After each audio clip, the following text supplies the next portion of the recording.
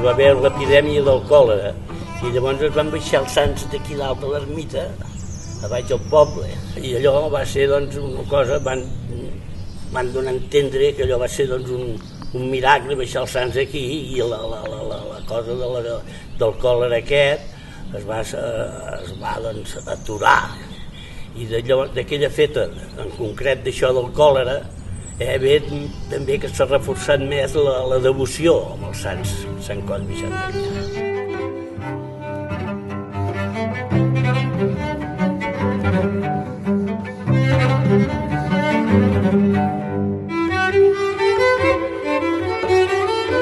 L'ermita nova va començar del mossèn Anton, que no hi havia, doncs, no es podia restaurar res, més que res. I l'home, i vinga, treballant-ho, van decidir, doncs, vinga, doncs fem una ermita nova. I van fer una ermita nova. I amb la col·laboració de tot el poble. I va col·laborar tothom, però d'una manera fora de lo normal. I llavors arribes a la conclusió que això també és a compte de la devoció que hi havia amb els sants.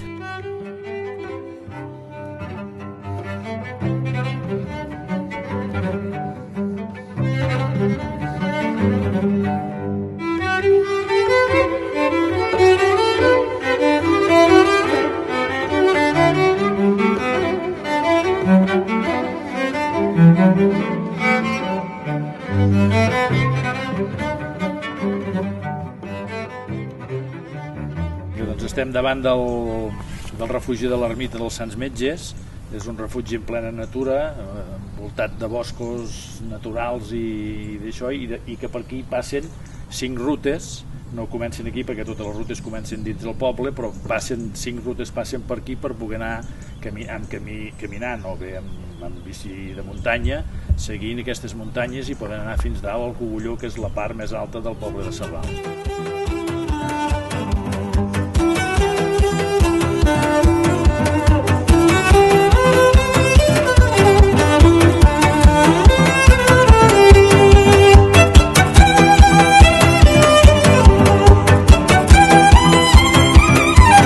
Els del patronat i juntament amb tot el poble i l'Ajuntament s'hauria d'arreglar el que és les escales i les imatges i tot això, restaurar una miqueta, que és l'únic que queda, que està una miqueta mal sonant junt amb l'ermita, que l'ermita està en molt bones condicions i això.